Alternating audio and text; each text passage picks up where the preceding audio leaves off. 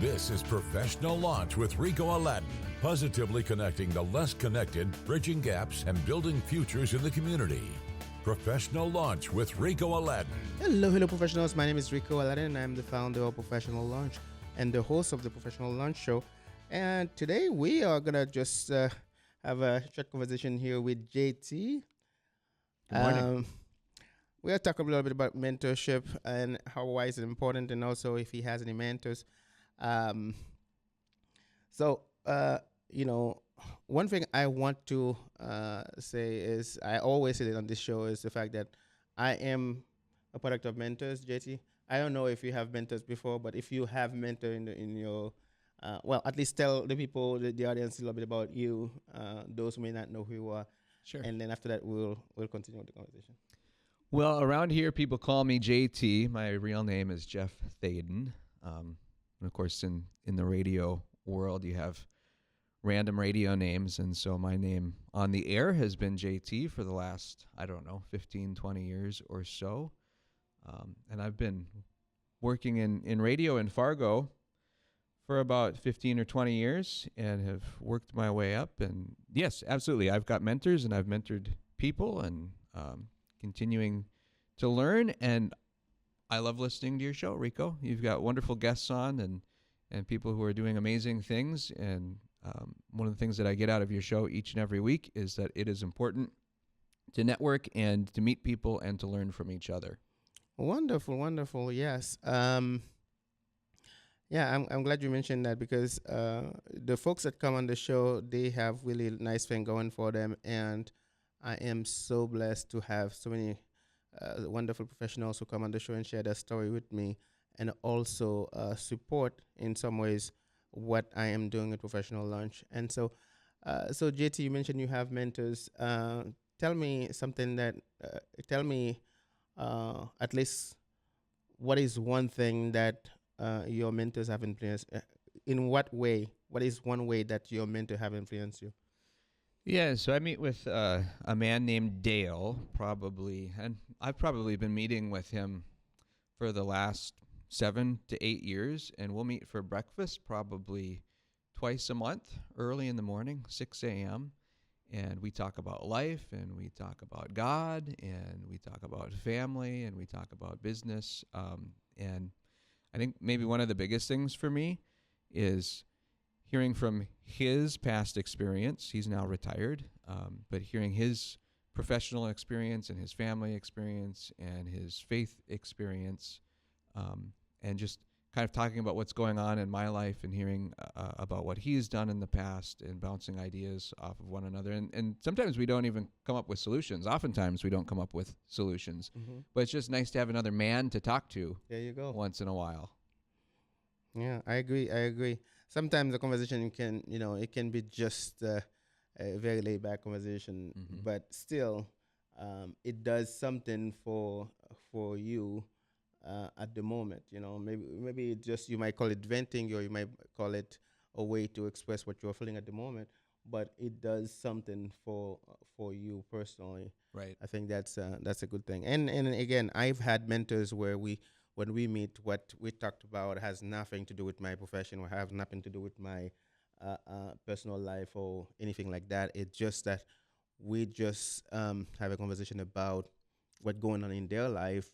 And usually after that, we just shake hands and say, hey, man, that was good. Let's do it again. So there was no goals for that meeting. There was no outcome, perceived outcome for that meeting. It's just that we meet, we just chat. And sometimes in the professional world, we need that, as especially when you focus all the time. You need those moments where you just meet with someone, you just talk, again, I'll use the word vent. You just vent for a moment. Yeah, well, the big thing for me is that we're not just boxed into, our professional life, and then another box is a personal life and a family life and, an entertainment life. We're not living in silos. We shouldn't be. So, one of the big things for me is I want to be the same person I am at home as I am in business, as I am at church, as I am with my friends and family. And so all of those things intertwine and intersect, and I try to live my life the same way throughout all of those different places that I come. So when I come to work, I want to be respectful, but I want to be a good leader and a transparent leader. And when I go home, I want to do all of those same things with my wife and family, maybe in some different arenas. I try to be the faith leader at home, but I also try to bring a little bit of my faith here at work too. And that's become a big part of how I lead here at work with the people. And you never know, things are going to be wild and crazy one day, and they're going to be boring and sweet and woozy. Yeah, the next day. But in the wild and crazy times, you need to be calm, and you need to be able to lead your coworkers and your workplace through some of those things. But you have to do that at home too. And I've got 2 little kids, a 5-year-old and almost a 3-year-old, and life is crazy there. And I was actually just talking to my mentor this week. There you go. I met with him, and we were talking about how he's got a grandson, how his grandson imitates him. So he'll watch his grandson a couple of times a week, and they'll sit up at the counter, and they'll drink a glass of water, and he'll drink the glass of water, and he'll go, ah. And then his little grandson will take a sip and go, ah. And I think the same thing happens. My kids do that. They're imitating the things that they see. If I'm yelling and screaming, they're going to yell and scream. But that happens at work too. If I'm yelling and screaming at work, there's probably going to be some imitation of that as we go down the hierarchy. And so. Well, I mean, somebody's in trouble for one thing. Well, I try not to yell and scream as much as I can. In fact, a number of people have come to me over the years and say, I've never seen you yell and scream. I've never seen you mad. I say, well, you'll know when I'm mad. But it's all about how you approach, obstacles. And so JT, let me ask you, you've been in the radio world for a while now. You mentioned 15 years, I think. Was that something that you always want to do when you were growing up? No, absolutely not. Okay. Not a chance. Okay. No, I grew up in Grand Forks, and I didn't totally know what I wanted to do. I went to college at the University of Minnesota. I'm a Gopher, but this weekend I'll be cheering for the UND hockey team. They play the Gophers on Friday and Saturday. In fact, I'm going to bring my kids to the games on Friday and Saturday. You can't get the UND out of you if you grew up in Grand Forks, even if you're a Gopher alum. But I went to college, and honestly, I thought that I was going to be like a family physician or something. I started as pre-med, and then like a lot of college kids do when they're away from their parents and structure, I partied. I had too much fun. I didn't really know what I wanted to do, and suddenly I realized, like, I don't think this is the path that I want to take. And so I just I did graduate. I graduated with a degree in communications, but that was kind of my backup plan, honestly, and I just sort of fell into the radio thing. I started volunteering at a college radio station, and then I got a part-time job working the overnight shift, actually, for a station in downtown Minneapolis. And I did that throughout college, and that was difficult, working the overnight shifts, midnight to 6 a.m., and then waking up and trying to go to college classes. That didn't work out too well. I did graduate in 4 years. I don't know how I did it. Sometimes I wonder, did I really graduate? And I did. And then I just kind of followed this new passion of mine, this radio thing, and I took a couple of different jobs and got my first full-time job. And I soon realized if you want to make it in this industry, it's fun to be the one talking in the microphone, and I did that for a number of years. But if you want some stability in your life, you need to get into management or into sales, and so I found that path, and I worked my way through that. If I was going to redo it, though, Rico, if I was going to redo it, I would probably take a year off between high school and college, just to get my mind right. You just answered my next question, because you mentioned that you took that path and you had to change, and I was gonna ask, if you were to do it again, if you were in high school right now, or if you were trying to go back, what would you tell your younger self? That the usual question, but what would you do differently to get the outcome that you desire? Yeah, well, I would tell my younger self, hey, you got to go to class. Yes. do your homework. Mm-hmm. In fact, I've got two sisters. They're twins, and they're 3 years younger than me. I remember Mm-hmm. when I was like a senior in college calling them, and they were freshmen in college at UND, and I'd call them and I'd say, "You're going to class, right? You're doing your homework. You're getting good grades." Because I realized I had I wouldn't say I wasted. The experiences were worth it. Yeah. Some of the classes were worth it. Mm-hmm. I've heard people describe it as a lost decade sometimes, where you're going and you're just living life. And I didn't really have a path that I could see myself following. So I would probably tell my younger self, "Hey, get your ish together. You need to grow up and mature. You don't have anyone who's telling you where to be, and you need to do that for yourself." I maybe would have been better off going to a smaller school. I went to a big college where, I remember sitting in a lecture hall where there was 400 people, My professors didn't know my name, and my TAs barely knew my name. I was literally a number. You'd go take a test, and you'd give them your student ID number. They didn't know who you were. It's worked out. God has had a plan. Yep. But yeah, I think I wish that I would have been a little bit more serious in that time of my life. There you go. JT, you don't know that this is what we're trying. This is one of the problem we're trying to solve with professional lunch. And your story, I get to hear similar stories from a lot of professionals that the way they start and where they are now, and the advice that they would give their younger selves, if they had to do it again, or if they meet someone in the same a position. So I'm so glad we get to have you on today. I mean, it's completely by chance, but it's I'm enjoying hearing that, because I think that's important for young professionals to hear about. So we're gonna take a short break here. When we come back, we'll continue with the conversation. We'll be right back. We are back.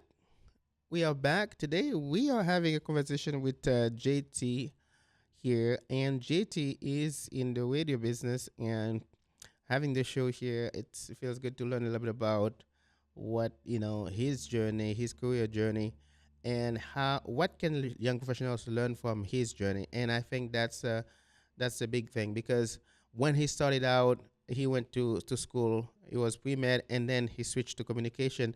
Now he's sharing that story with some of you who will be watching this right now. And what is it that you can learn from his story? For instance, he mentioned that going to class, or do your homework. He said it in a much better way. Get your stuff together while you are in college. And I think these are some, he has great advice for young professionals who are launching their careers. JT, right before break, you were talking about your path, what you would do differently. Can you kind of maybe summarize that for a little bit? Yeah, well, I think right before the break, I was saying I maybe would have wished I would have taken a year off, really to focus and determine what exactly I wanted to do, and then probably taken a little bit more self-accountability. What is it that I want to do, and how am I going to get there, and what steps am I going to take to make it happen, rather than feeling, and I was a great student in high school. I applied to one college, and that was the U of M in Minneapolis, and I got accepted, and I went, and I said, here we go, I'm on my way. And then I got there, and I said, now what do I do? So a little bit of self-accountability, so that's on me. But I think also, and this is what I hear a lot of your guests talk about each week, is getting to know the right people and having the right influences in your life. And when I moved to Minneapolis, I knew all of two people. There was a couple of kids that I went to high school with, that I was friends with, that went to college with me. I was in a brand new environment, knew nobody, didn't know what I was doing, didn't really have a path ahead of me, and didn't know how to forge a path, and was used to having parents and schedules and places to be and accountability that didn't necessarily come from me, and now it was all on me.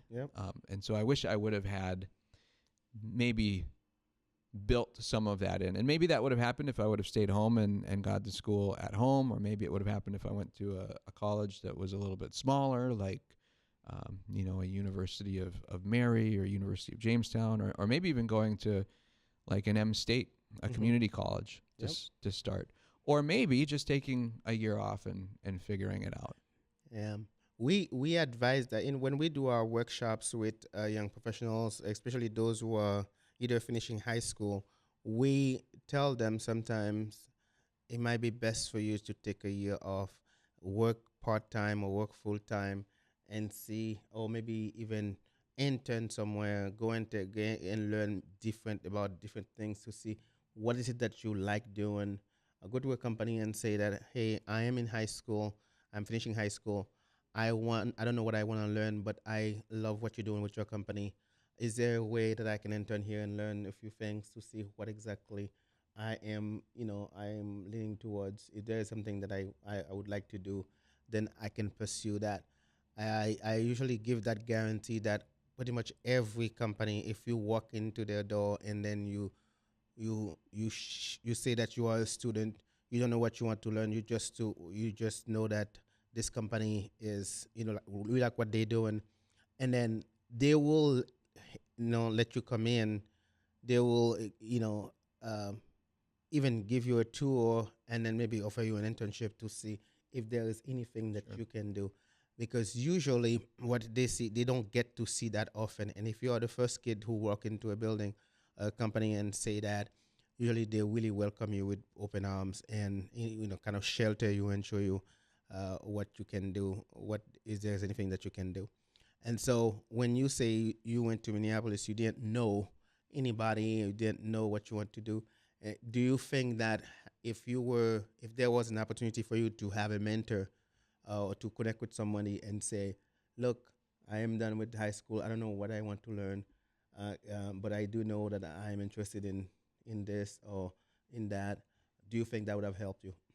Well, it absolutely would have helped me. I don't know if I would have been mature enough to accept that help, though, at 18 or 19 years old. One of the things that pains me now, now being a leader and a manager and someone who's doing hiring, is I'll go to some of these colleges and I'll go to some of the job fairs and I'll see kids who are just like me, and it's like, you're going to college and you've got this dream and you're gonna snap your fingers, taking these classes. Yeah, I kind of want to shake them like, hey, wake up here.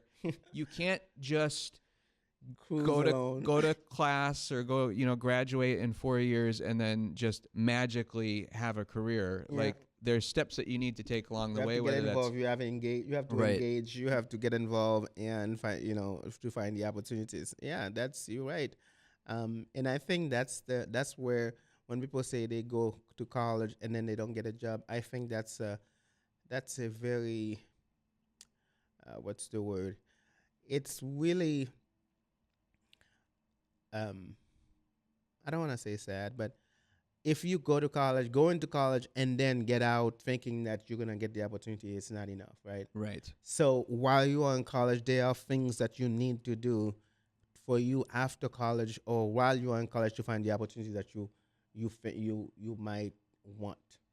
And I think sometimes it's about taking opportunities that are not necessarily in the moment the best opportunity or the opportunity that you envisioned, but the potential it has to it could have the potential, right? Yeah. I graduated college and I took a part-time job and worked my way up, and it wasn't exactly what I wanted. I graduated and I thought, I'm going to go get my career started and life's going to be great and I'm going to have a house and a boat and a dog. That was always kind of my dream, right? A house, a boat, and a dog. It hasn't quite worked out that way. I've got a house and a boat and a wife and 2 kids, and I don't really want a dog. You don't want the dog? I don't really want the dog anymore. No, the kids are messy enough, so we don't need a dog. But I guess my point is that take the opportunity that's put in front of you. Yep. It might be difficult. It might be hard work. It might not be exactly where you want to be in the present or in the next 5 years, but work hard at it. Mm-hmm. I remember commuting an hour every day for a part-time job just because it was the opportunity that I had. Mm-hmm. And I'd work a full-time job 8 to 5, and then I'd commute and I'd work 7 to midnight or later. And when asked, I tried to make myself always available. And I missed a lot of stuff. I missed a lot of weekends. I missed a lot of family A lot things. of fun stuff for you, right? A lot of fun stuff. But just to be available Mm-hmm. and just, to say, what else can I do? How else can I help? Yeah. Is there something else that I can learn? And sometimes just asking, can you teach me how to do that? Mm. And that's one of the things that I still believe in today. There's lots of things that I don't know how to do. And there are lots of people who know a lot more than me, and you have to be willing to ask. There's a privilege that comes with being a student that I think a lot of students are not taking advantage of. It's really interesting to watch that. It's whenever you mention to a company that you are a student, they really take you, they really see you in a different way. They want to shelter you. They want to help you. And I think that students are not taking advantage of this. And I say that many times to many group of students. Look, the fact that you are a student, there's a privilege that comes with that. There is it's almost like when you have that student ID that says you're a student, you can, that alone can open so many doors for you just by stating that you're a student, showing that you're a student. And I think that students don't take advantage of that enough. And I was talking to a group and I said, okay, you go ahead and test me on this. Go to any company and say that you are a student, you are in marketing, you are in whatever the degree that you are seeking, and then tell them that you are looking for an opportunity, you are looking for an internship, or you don't know what you're gonna do with this major yet, but you wanna see what's out there, and then come back and let me know what happened. Almost 99%, I guarantee 99% of companies will welcome you, and then they will find you an opportunity. And even if they don't have in their organization an opportunity, they will connect with somebody in the community that may have an opportunity for you. So, and I'm pretty sure that even the employers, sometimes I ask, they say that's something that they never see happen, but they would love that to have the student come in and say that they are looking for opportunity, because the employers will have an opportunity to kind of really take somebody under their wings and kind of really show them what the company is about, and then grow with them and teach them everything that they need to know for the company to succeed. And sometimes what will happen is this is someone that will have the best knowledge of the company, or that will be the best employee, simply because you take them where they didn't have prior training that they have to deconstruct and then bring the new training into them. So that is I think I need more voice to show the students, the college students, that they have, just by being a student, that's an opportunity that they should take advantage of. They should definitely take advantage of it. Yeah, I think reach out if there are industries or businesses that you can see yourself having a career in, and if you're in college or even if you're in high school, start making those connections, reaching out. And it might not even mean a job or a part-time job or an internship, but you're at least making the connection, and you're going to get all sorts of information and growth and knowledge through that. Wonderful, wonderful. Well, we're going to take another short break here. When we come back, we'll continue the conversation. We'll be right back. We are back. We're having a wonderful conversation here with JT. Geoff, I'll keep calling you JT because I think that's... And so, and this show, The Professional Launch, is about helping young professionals who are launching their careers. And hearing Geoff's story today really bring back a lot of conversations that I've had with young professionals, those who are either in high schools or in college.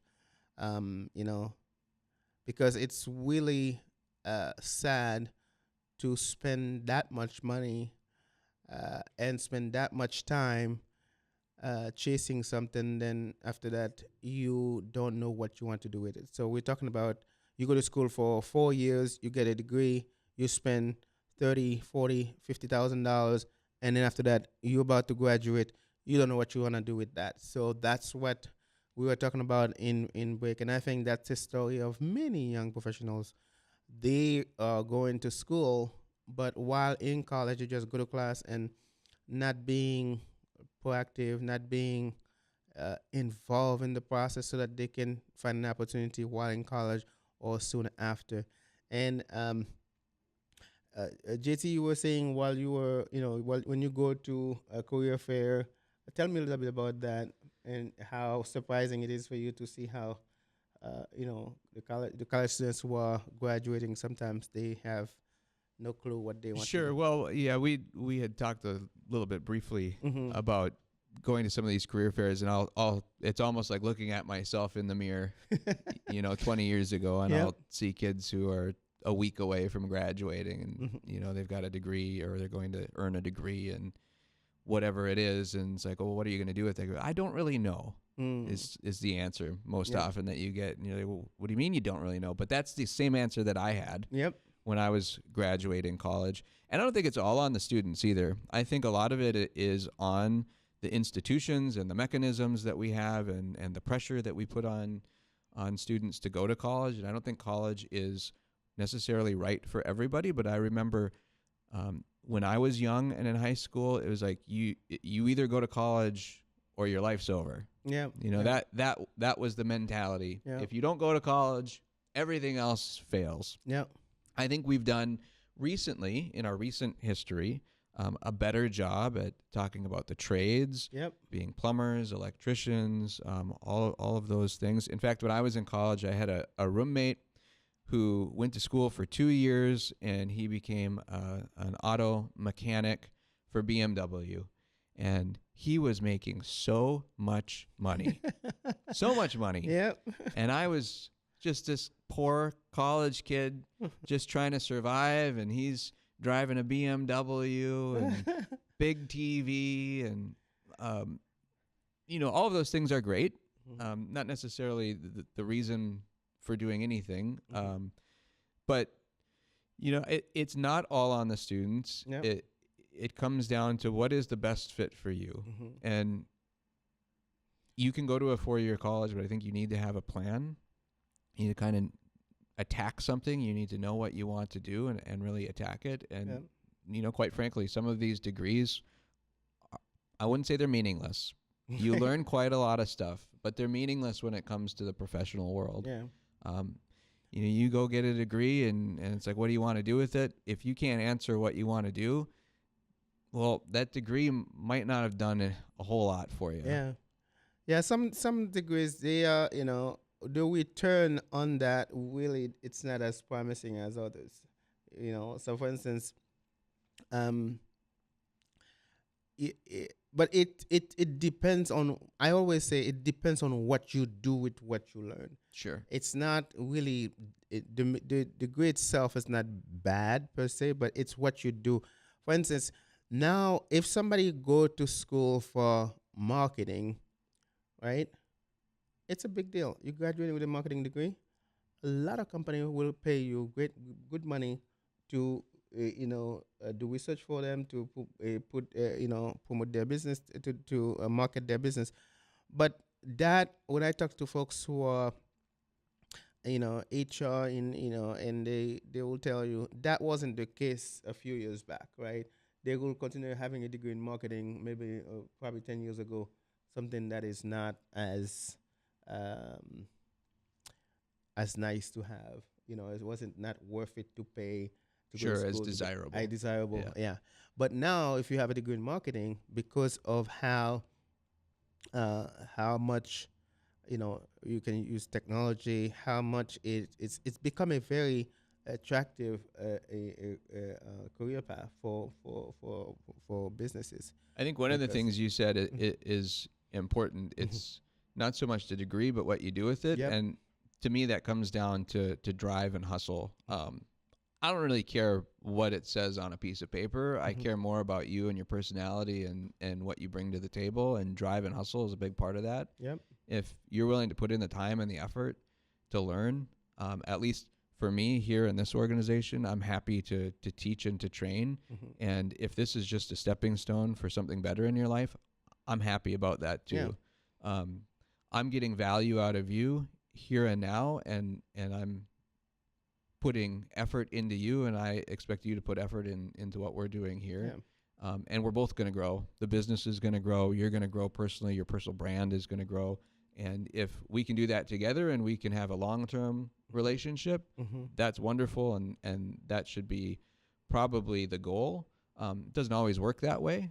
Sometimes you outgrow your position and there isn't a place for you to fit in an organization, but at least we've helped you make that next step. And we've got a success story then here in our organization to say, hey, the last person that came in and started as an intern or a part-time person or an entry-level full-time position, they worked their way up to this, and now they're doing this for this organization. And we can be proud of that here, and they can look back and say, look at all of the time and energy that these people in this organization, they gave me a chance, and they gave me an opportunity, and now because of that, look where I've grown to be. Yeah, and that's a good point. And I say that even about people that I just meet for 30 minutes on a regular basis, that the way they contribute in me, right? They invest in me. If that's the same thing for a company. If a company, you get to a point you outgrow, your position, and you try to find, an opportunity elsewhere because there is not the next step for you where you are. I think that it's not a bad thing for the current company that you're working in, right? It's a good thing because they in a way invest in you. They help you grow, and you grow so much that you're not you're not a fit. You need to find a different spot to contribute, but that is not a bad thing for. Like, let's say if you have somebody here that was the case. It's not a bad thing if somebody outgo their position here and want to find right, because I think that anybody would be very grateful because they invest in you, they help you grow, and now you get to a point where you can say, oh, thanks to this company, I am where I am today. And I think that every company would be proud of that. And opportunities come to people who make those opportunities known. If there's somebody that is working for me that wants to be somewhere in the company, but they don't make that known, part of it is hard for me to know. How can I make the right steps to help you grow to where you want to be if you don't make that known to me? I think I had an HR a VP of HR that says exactly the same thing. You have to take that step and make your goals known, what you want to accomplish known to people that are in charge, either it's HR or your manager or your people that way they will know that you are interested in maybe it can be a training, it can be a different opportunity. But you make it known. If somebody that is working under you right now and they say, I would like to be doing this, that way now you know that. And if there's a training or maybe an opportunity to go somewhere just to at least take the first step towards that, you can help. Right. So that's I think that's very, very important. So this platform, Professional Launch, is about creating an opportunity, creating a platform where young professionals can connect with experienced mentors to help guide them, in their career path. And I think that when I talk to folks who are successful now, they always wish they had someone that they could talk to about what they want to accomplish. And I think that's our goal, is to make that, to facilitate that. Throughout, when I ask, you said something earlier that I think that's really important. Would I be, even though that resource exists, you're not sure you would be, um, not discipline. You use a different word. Discipline. You have to find probably not mature enough. mature. Yeah, that's the word. Mature to enough accept that to offer. accept that offer. And I think that I want to ask, if you were, what would be something that somebody could say that would convince you to take that opportunity, or to take the offer? Talking to my younger self, Yeah. at 18 years old. Mm-hmm. Oh, I'm not sure. Again, Yeah. I think personal accountability here. Yeah. At 18, I don't think I was mature enough to accept Advice from much good anybody? advice being a young college student, and maybe that's just me, or maybe it's a lot of young. No, it's not college just you. students, The thing is, I never have a problem finding professionals and people that are, meet managers, or in a company. My problem is always finding students or young professionals to come to events. For instance, if we're having a panel discussion, I would have people that are, managers, people that are, in their role and stuff coming. But trying to convince the student to come to that event, that's the biggest challenge, because they really, I don't know how to put it to them. And sometimes it's really hard to, I don't understand why you would not want to be, you would not want to meet somebody who is doing something that you are interested in right now. For instance, if you are, I keep using marketing, but if you are in marketing, I don't know why you would not want to meet a marketing director or somebody who is working in the field, just to learn what are some of the things you can do to be successful in that field, right? I don't know how to convince them. So this is why I asked the question. Well, I don't know if you're going to be able to convince them. They have to want it on their own a little bit, and they have to take some initiative. And you can make the offer, and you can continue to make the offer, but unless they actually do something to want to achieve that goal. Yeah. Wonderful. We're going to take another short break here. When we come back, we will continue with the conversation. We'll be right back. We are back. Today we are talking about how can young professionals take the journey in college a little more seriously, so that they can find greater opportunities while in college or after college. And I am so glad to have my friend JT here to talk about this, because when he think about his story, and he gets to go in his position right now, he gets to go to the job fairs and talk to students. Sometimes he see himself in them, because of the way they are talking about their careers, because of the way they are behaving. And that's something that we get to see, because if you are in college right now, you need to hear these stories, because you need to find ways to help you stay motivated and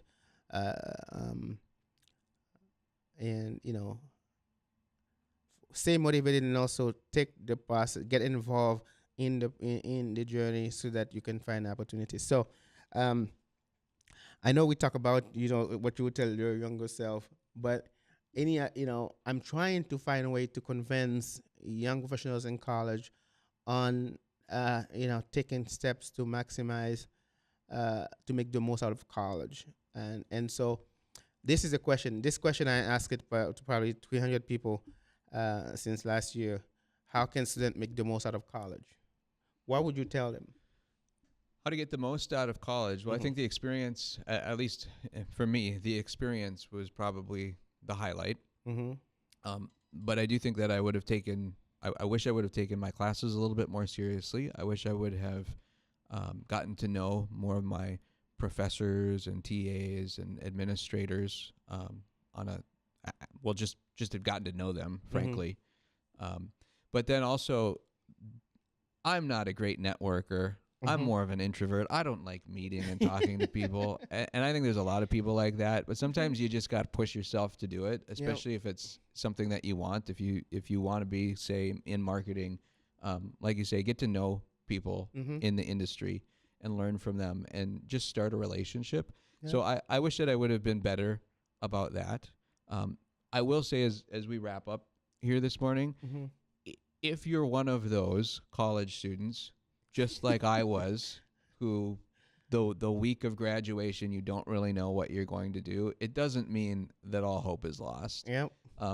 There's always an opportunity to meet people, network, to find opportunities and to work and grind. And I'm certainly an example of that. I didn't know what I was going to do a week out from graduating, and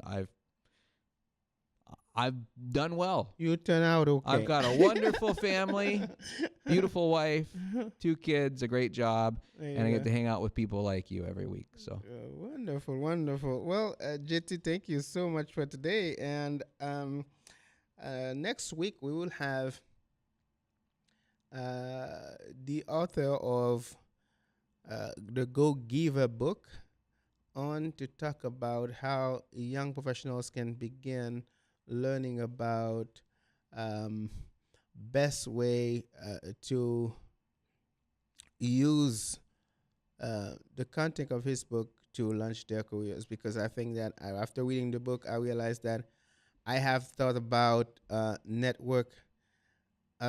network. I had the wrong definition of having a network, and so it's really cool to see that my network should be an army of of personal ambassadors. That means people who are thinking about you, people that will send you leads, that will send you that know about what you do, and they will contribute to your success. And I think that is one of the best definition I hear when it comes to network. Your network is not just the person that you connect with on LinkedIn. That is not your network. You can have 1,000 people you connect with on LinkedIn, but they are not looking for your interests. They are not looking to help your career in any way. So you have to build your network a different way. Think of your network as people that are, thinking about you, helping you grow. Both it can be both professionally and personally. So do not think that just because you connect with somebody on LinkedIn, they are your network. You follow somebody on LinkedIn or they follow you, that doesn't mean they are part of your network. It's a lot different than that. So I can't wait to have him on next week for a little conversation. So his name is Bob Berg. So I'm excited about that. All right. Last word for you here. A professional launch is a nonprofit organization, and therefore we heavily rely on friends, on guests, on partners to keep our operation going. And so go to professionallaunch.org/donate and see any way you can support Professional Launch. We appreciate your support. Now, this is the part that I tell you, it's up to you to make today a great day. Have a great day.